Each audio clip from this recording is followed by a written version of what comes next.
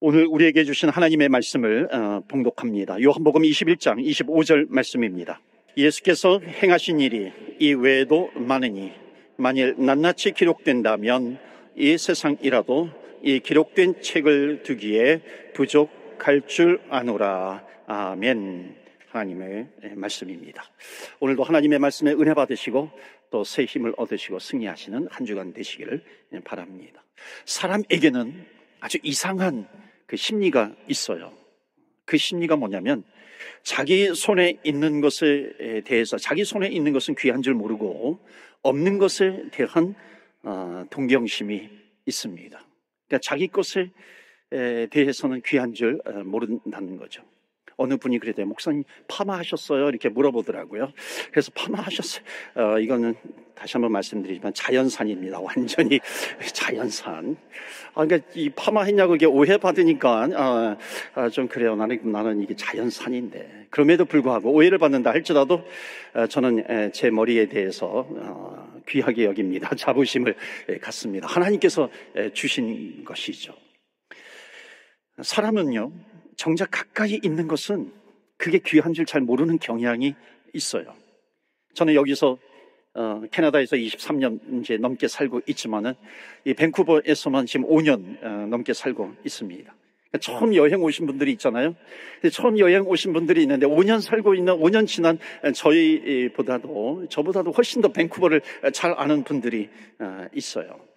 오늘 요한복음 21장 대장정을 마치는 겁니다. 물론 오늘 49번째입니다. 띄엄띄엄 해서 2년여 동안 말씀을 전했는데 이제 21장의 대장정을 마무리하면서 요한은 마지막 요한복음 21장 25절을 이렇게 끝을 냅니다. 25절 다시 한번 보시면 예수께서 행하신 일이 이 외에도 많으니 만일 낱낱이 기록된다면 이 세상이라도 이 기록된 책을 두기에 부족할 줄 아노라. 자, 이 말씀을 읽으면요, 보통 신앙생활을 하는 사람은 하나님의 행적, 예수님의 행적이 정말 이 세상에 다 두기에, 담기에도 정말 많았지만은 정말 그 가운데 이 성경 66권을 우리에게 주셨구나.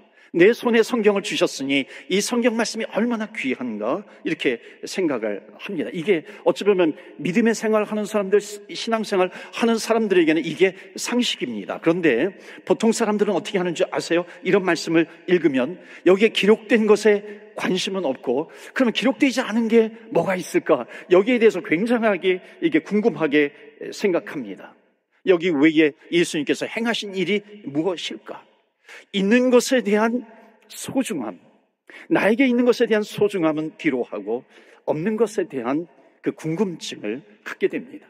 자, 이러한 인간의 심리를 아주 교묘하게 이용을 해가지고 만든 가짜 성경이 있습니다. 그것을 위경이라고 그래요. 위조된 성경, 위작이죠. 그러니까는 바로 이런 말씀이에요.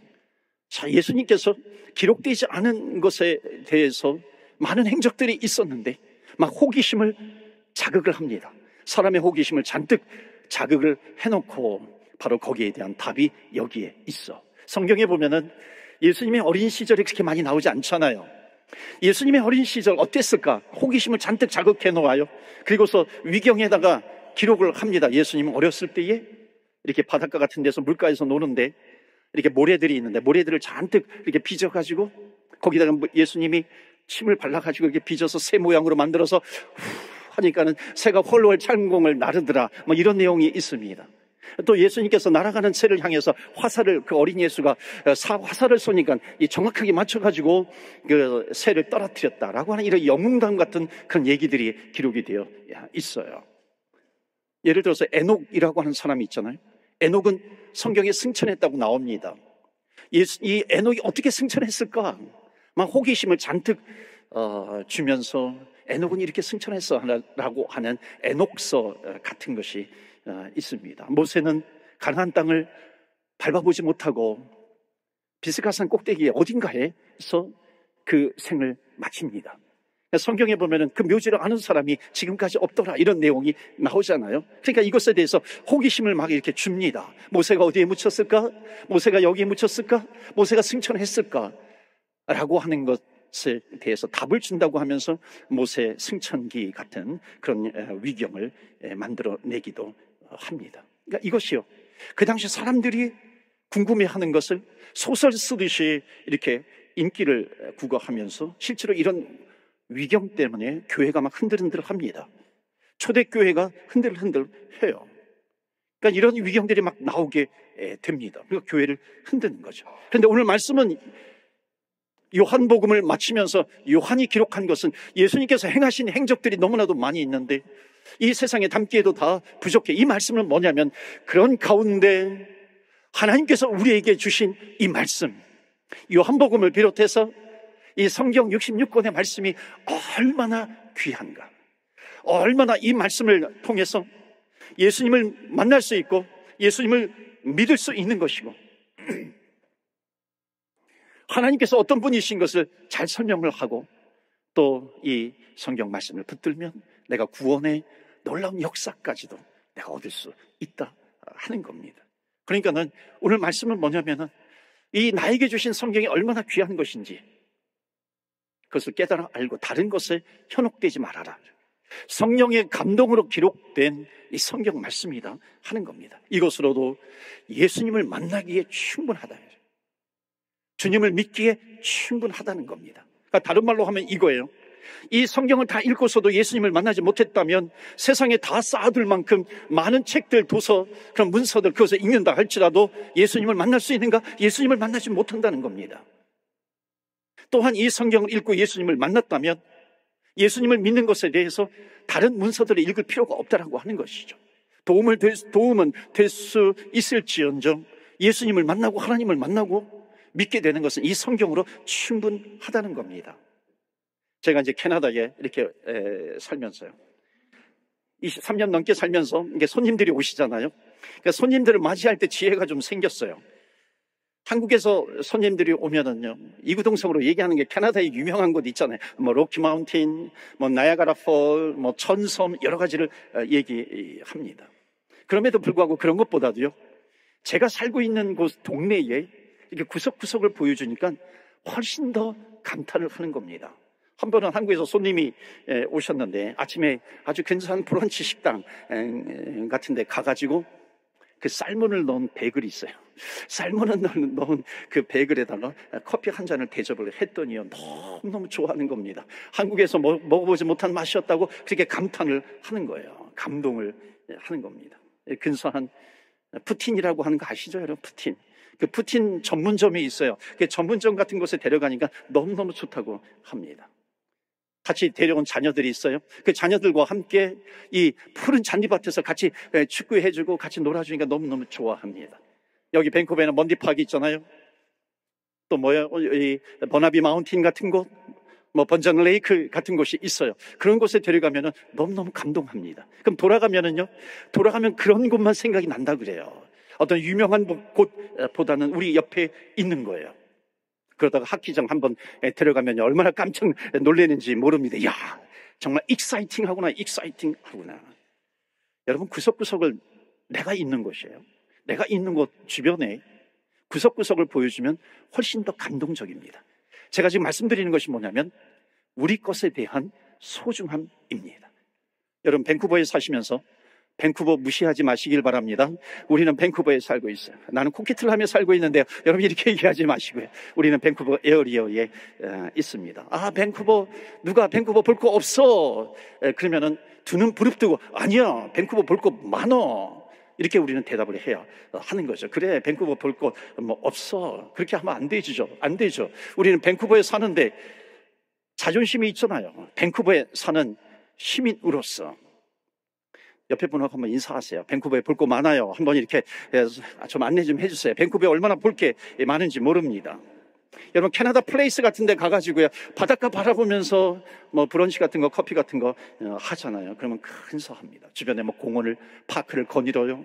그러다가 공원 옆에 있는 티 파는 데 가서 티 한 잔을 하면은 뭐라 그러냐면 천국이 따로 없다. 그렇게 이야기를 합니다. 나에게 없는 것을 찾아 헤매는 것이 아니라 나에게 있는 것이 있어요. 나에게 이미 주어진 것이 있어요. 그 주어진 것 속에서 가치를 발견할 수 있어야 하는 거죠.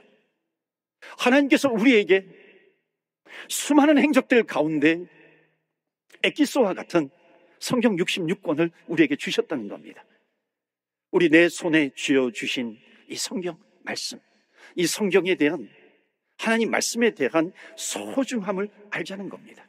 나에게 주신 말씀의 소중함, 내 것의 소중함이죠. 여러분, 요즘 인터넷이 발달하니까요, 정보를 쉽게 얻을 수 있어요. 또 정보를 얻고 쉽게 그것을 또 날르잖아요. 지금 말씀에 얼마나 프리칭, 말씀 이런 거에 홍수 속에 살아있는지 모릅니다. 살고 있는지 모릅니다. 이 말씀 들어봐, 너무나도 좋아, 뭐 어디서 들을 수 없는 말씀이야, 뭐 엄청 변화, 은혜 받았어.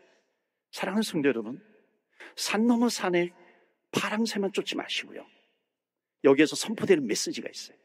강단에서 흘러가는 말씀이 있는 거예요. 이것으로도 하나님의 은혜를 받을 수 있는 것에 대해서 충분하다는 겁니다. 하나님께서 우리에게 미션을 주시고 비전을 주셨어요. 그러니까 함께 한 공동체가 되어서 그 비전, 그 미션을 이루어가는 것입니다. 신학교에 들어가 보면 얼마나 잘난치 않은 친구들이 많은지 모릅니다. 그 잘난치 않은 친구들 가운데 이러한 부류의 친구들이 있어요. 자, 성경을 읽는데 위경은 위작된 성경이지만 외경이라고 하는 것이 있어요. 위경과 외경은 좀 다릅니다. 제 발음이 정확한지 모르겠어요. 위경은 좀 위조된 거고요. 외경이라고 하는 것은 성경 66권에 대한 이 정경화 작업 때 들어갔다가 탈락한 그런 성경들이 있습니다. 이걸 외경이라고 불러요. 그러니까 어느 정도 읽을 만한 가치가 있기는 합니다. 그러니까는 신학생들 가운데 신학을 하면서 성경에 대한 주석이라든지 이런 것을 배우면서 뭐 마태복음, 창세기 이런 것은 다 알아요. 다 아니까는 외경을 읽습니다. 그러니까 외경을 읽으면서 이렇게 뭐라 그래, 이렇게 좀 가오를 잡는 거죠. 가오잡이용 외경을 읽으면서 이거 외경 읽어봤어? 이렇게 나오는 겁니다. 뭐 마카비서 읽어봤어? 뭐 솔로몬의 지혜서 읽어봤어? 거기에는 그렇게 얘기하지 않던데, 이렇게 이야기를 하는 겁니다. 그 외경에 푹 빠져 있는 친구들이 있어요. 드러내는 거죠. 내가 이만큼 잘 알고 있어, 내가 뭔가 여기저기서 많은 것을 들었어, 뭐 이렇게 이야기를 하는 겁니다. 그런데 문제는 뭐냐면 하나님께서 주신 성경을 모른다는 겁니다. 정작 성경을 안 읽어요. 옥중서신이 뭐냐 이렇게 물어보면요, 심지어 그런 것도 잘 대답을 하지 못합니다. 그러니까 내 손에 있는 것의 중요함, 소중함, 내 손에 있는 하나님의 말씀에 대한 가치, 이것보다는 없는 것을 내가 알아가지고 그것을 과시용으로 삼으려고 하는 이런 욕심들이 얼마나 많은지 모릅니다. 욕망이죠. 여러분, 밴쿠버에 사는 사람들은 밴쿠버에 대해서 더 잘 알아야 하듯이요, 예수 믿는 사람들은 하나님께서 내 손에 쥐어주신 하나님의 말씀이 있어요. 내 품에 안겨주신 하나님의 말씀이 있는 겁니다. 주님을 알고 주님을 만나고 주님을 믿고 구원받는 데 있어서 이 나에게 주신 하나님의 말씀, 이것 하나로 충분하다라고 하는 겁니다. 그렇기 때문에 가장 우선적인 것이 뭐겠어요? 물론 세상의 철학책, 뭐 문학책, 시, 소설, 수필 이런 거 필요하죠. 그러나 그거는 서포트 아니겠어요? 가장 핵심이 되는 것, 가장 귀하고 가치가 있는 것은 하나님께서 나에게 주신 이 말씀이라고 하는 겁니다. 그래서 요한은 이제 말씀을 마치면서 하나님께서 우리에게 주신 이 말씀이 얼마나 귀한 것인가, 이거를 지금 강조하는 거예요. 하나님의 행적, 예수님의 행적에 대해서는 이 지구촌을 다 덮기에도 많지만은 부족하지만, 이 지구촌이 공간이 부족하지만 그런 가운데 얼마나 하나님께서 이 성경 66권을 우리에게 주셨는가, 그것에 대한 소중함을 알아라 하는 것으로 요한복음을 마치고 있습니다. 여러분, 풀은 말리잖아요. 풀은 시들어버리잖아요. 하나님의 말씀은 영원해요. 여러분, 꽃은 그렇게 아름다웠다가도 떨어지잖아요. 그런데 하나님의 말씀은 뭐라 그래요? 영원하다는 겁니다. 그러니까 내 손에 있는 성경이 얼마나 귀한 것인가. 목회를 하면서요, 이렇게 은퇴하신 목사님들이 이렇게 좋은 말씀들을 해주시고 세미나도 해주십니다. 근데 많이 말씀하시는 것이 뭐냐면은, 목사님들 성경 많이 읽으세요. 목사님들 성경에 대해서 전문가가 되십시오. 처음에는요, 이 얘기가 별로 와닿지 않았어요. 왜냐하면 목사가 성경 많이 읽지 않겠나 이렇게 생각을 했습니다. 그런데 목회를 하면 할수록 왜 그 말씀을 하셨는지 알겠더라고요.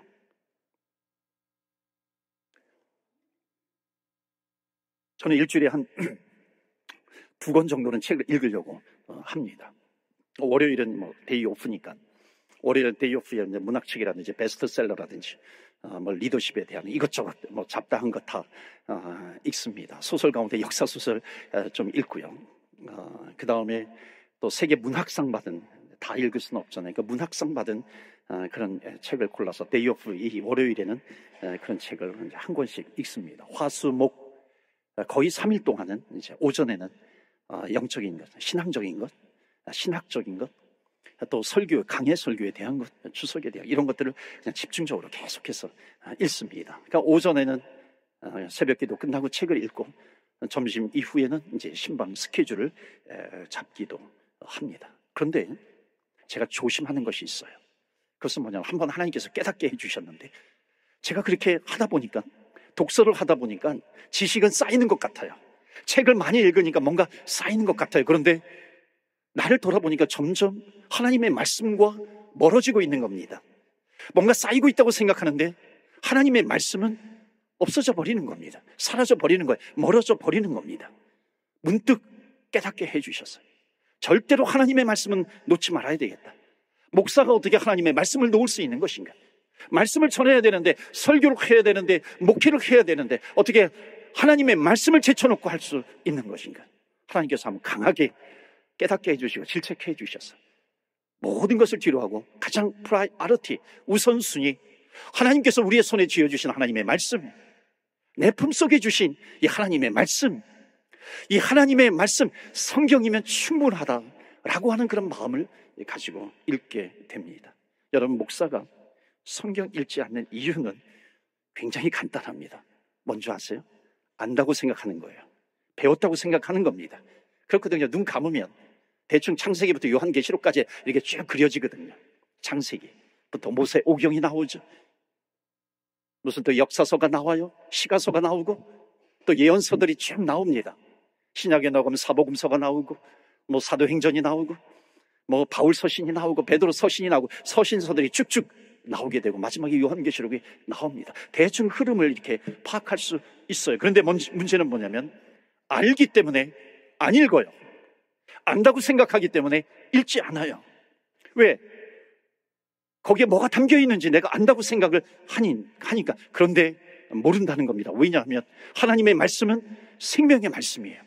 내가 알고 있는 말씀이 아니라 하나님의 말씀은 매일매일 그 하나님의 말씀을 읽을 때 하나님의 말씀은 생명이기 때문에 그 말씀이 계속해서 반복해서 나에게 또 새로운 진리로, 새로운 말씀으로, 새로운 은혜로, 생명으로 계속해서 나에게 다가오는 겁니다. 똑같은 구절이라 할지라도 10번, 100번, 100번, 1000번 읽는다 할지라도 날마다 새롭게 다가오는 말씀. 그렇기 때문에 하나님의 말씀은 운동력이 있다 그러잖아요.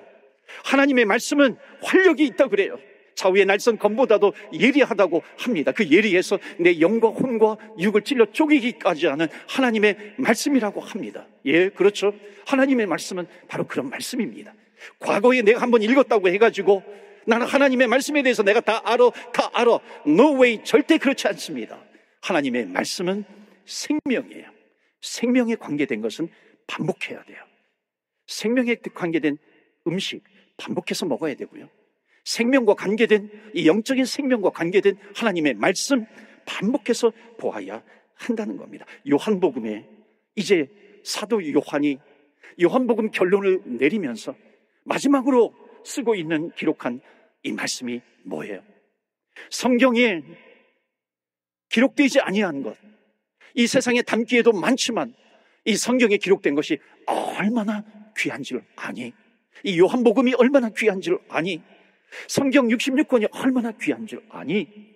There is everything in the Bible. 그러니까 성경 안에 모든 것이 다, everything, 모든 것이 다 있어. 너가 궁금하게 생각하는 거, 하나님의 말씀을 읽으라는 겁니다. 앞으로 펼쳐지는 인생 가운데 하나님의 말씀을 놓치지 말라는 것이죠. 성경은 진리인 것을 여러분 믿으시기를 축원합니다. 아멘. 성경은 진리예요. 근데 성경이 진리라고 하는 것을 찾기 위해서, 발견하기 위해서 제3의 문서를 찾아다니는 사람들이 있습니다. 제3의 문서를 찾아다닌다는 것은 뭐냐면 이런 거예요. 성경이 성경을 진리라고 증거하는 것은 그 증거가, 논리가 빈곤하다, 약하다는 겁니다. 뭔가 다른 문서가 성경이 진리라고 하는 것을 증명해내어야 하지 않겠는가, 이렇게 해서 제3의 문서를 찾아다닌다는 겁니다. 성경이 성경을 진리라고 해.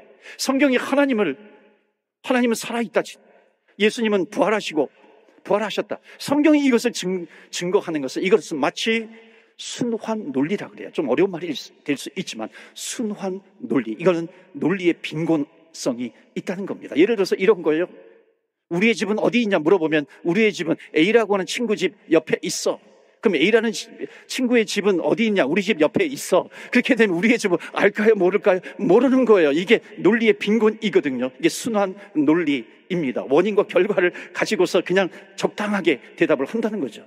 성경 말씀을 순환 논리라고 비난을 하는 거예요. 예를 들어서 이런 거죠. 하나님은 살아계셔. 예수님은 부활하셨어. 그걸 어떻게 알아? 어디에 기록이 되었어? 성경에 기록이 되어 있어. 에이, 그러는 겁니다. 그것은 자기들이 짜고 치는 것 아니야. 어떻게 성경이 성경을 증명해낼 수 있어? 이건 순환 논리야. 맞아요. 성경은 순환 논리입니다. 그런데 순환 논리가 아니에요. 성경이라고 하는 것은 만약에 한 사람이 한 권을 기록을 했다면 순환 논리에 빠질 수 있어요. 그런데 성경은 자그마치 1600년의 기간 동안 40명의 저자들이 각 시대를 달리하잖아요. 각 시대를 달리하는 이 40명의 저자들이 이 1600년 동안, 그것도 아주 멀리 떨어져 있는 다른 세대에 살고 있는 사람이 기록을 했는데 보니까는 예수 그리스도에게 초점을 맞추고 있는 겁니다. 이것은 순환 논리가 될 수 없는 것이죠. 만약에 40여 명이 어느 날 한 자리에 모여가지고 그 룸에서, 야, 이제 너는 창세기 쓰고 나는 출애굽기 쓰고 이렇게 쓰고 해가지고 우리가 성경 66권을 만약 쓰자. 만약 그렇다면은 순환 논리에 빠질 수 있는 것이죠. 그런데 1600년의 기간 동안에 40명이 모여서 40명이 각자 다른 세대에서 1000년이 넘는 그런 세대에서 기록을 했는데, 써내려 갔는데 예수 그리스도를 똑같이 증명하고 있더라. 이것이 어떻게 순환 논리의 빈곤에 빠질 수 있는 것인가? 이것만큼 확실하게 진리를 증거할 수 있는 것이 있겠는가? 없다는 겁니다. 또 하나가 히브리서 6장 13절입니다. 자, 이것은 뭐냐면 하나님의 자기 맹세가 나와요. 하여튼 제가 신학적인 부분을 아주 쉽게 얘기하고 있는데요. 히브리서 6장 13절 말씀 보실까요? 한번 우리 다 같이 읽겠습니다. 시작. 하나님이 아브라함에게 약속하실 때에 자기를 가리켜 맹세하여. 자, 이거예요. 하나님께서 자기보다 크신 이가 없기 때문에 자기를 가리켜 맹세하셨다. 여러분, 맹세라고 하는 것은 뭐냐면은, 원래 내가 맹세해 그러면은 나로서는 이렇게 믿음을 줄 수 없으니까 누군가의 이름을 걸고 맹세할 때 그 누군가는 반드시 나보다도 좀 나은 사람이 되어야 하는 거죠. 나보다도 좀 공신력이 있는 사람, 믿을 만한 사람, 그 사람의 이름을 걸고서 맹세를 해야 하는 겁니다. 그렇죠? 자, 그런데 만약에 하나님께서 아브라함에게 내가 너에게 블레싱, 복을 주겠다 이랬는데 아브라함이 긴가민가 해요.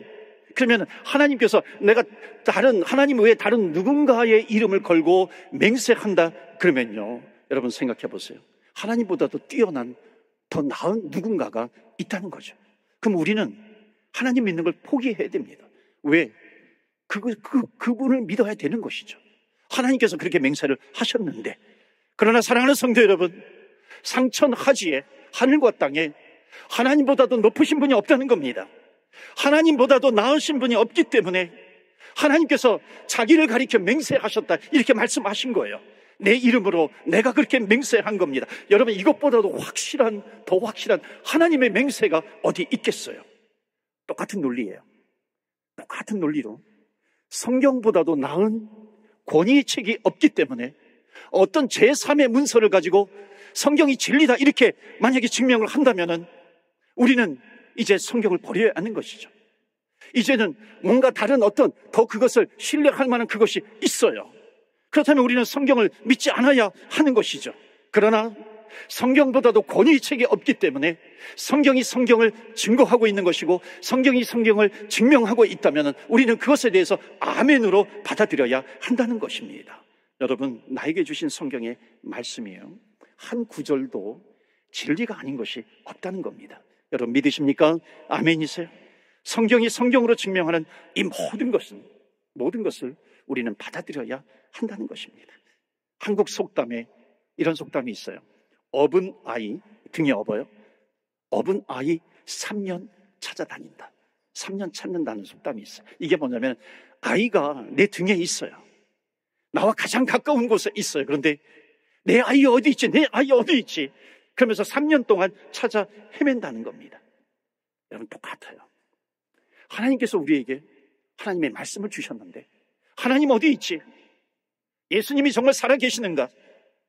이렇게 마치 등에 업고 눈에 넣어도 아프지 않는 그 아이를 찾아 나서는 것처럼 오늘날의 교회 안에도 하나님께서 우리에게 생명의 말씀을 주셨는데 이 생명의 말씀을 통해서 이 진리의 말씀을 주셨는데 이것을 통해서 하나님이 어디 있어?